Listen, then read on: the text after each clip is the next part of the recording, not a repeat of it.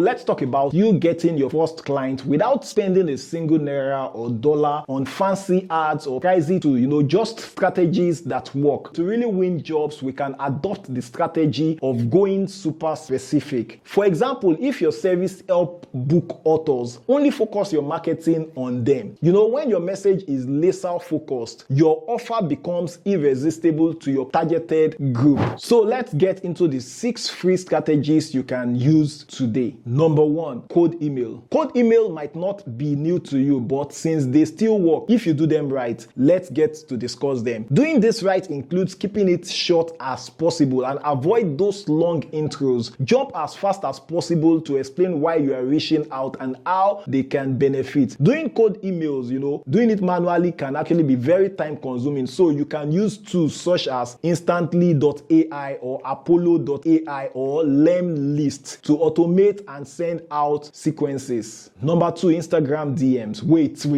Has Instagram really landed any one clients? Yes, it has. With no promotion budget, I ran a business on campus which got me new clients and projects to work on almost every day for about 2 years. It was a tiny business that I charged clients very little for, but still, the model that worked for that can be scaled up for bigger businesses and services. The goal is to respectfully share valuable content more than promotional content. This is a pitfall of many small businesses because they tend to share more promotional content than valuable content. They don't get engagement and consequently they don't get sales. When I talk about the ratio that is appropriate for promotional content to valuable content, it should be at least 7-1. Then note that we are in the era of video content as they attract more people with better purchasing power than you can with using things like still graphics or images. So it is also essential that you start DMing your prospective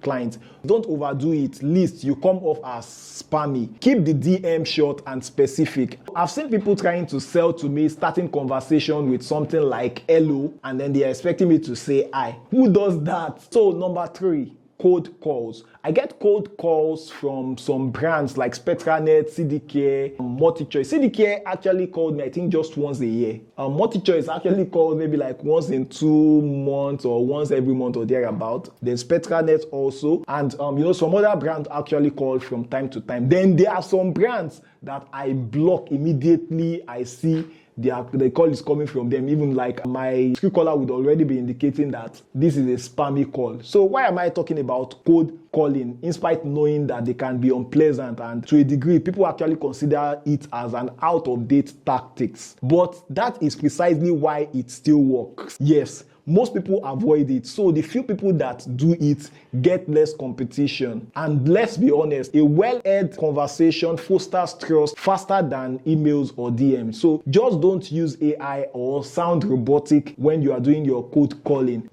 Union Bank actually called me recently and the conversation was quite valuable to me, despite the fact that it was a cold call. They've not called me at all like this year. Yeah, and I was sure it was Union Bank.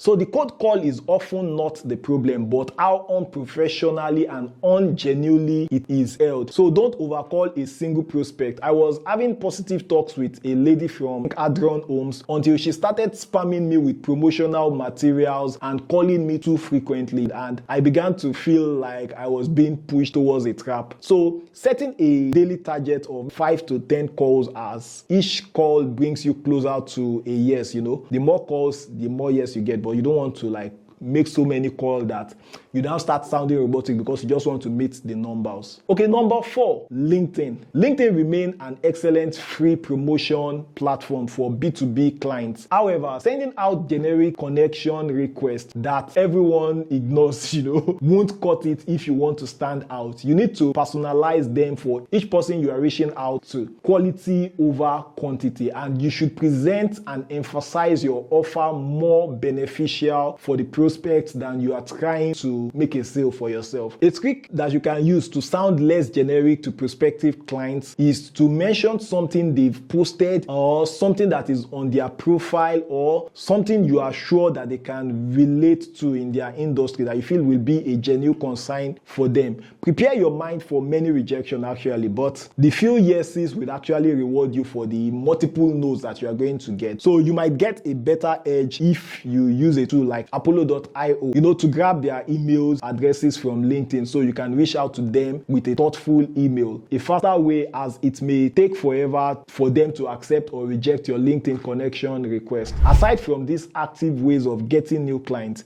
you can also offer free micro consultation, host workshops, appear on podcasts. I can host you if you want, and if you would be valuable to my audience. And your valuable engagement in some online forums may actually attract clients to you. Whatever you do, show up, be specific with your offer, and don't overthink. Act. You would surely get results with consistent action in the right direction. I'll see you in the next video. Don't forget to like this video and subscribe to this channel if you have not. Bye-bye.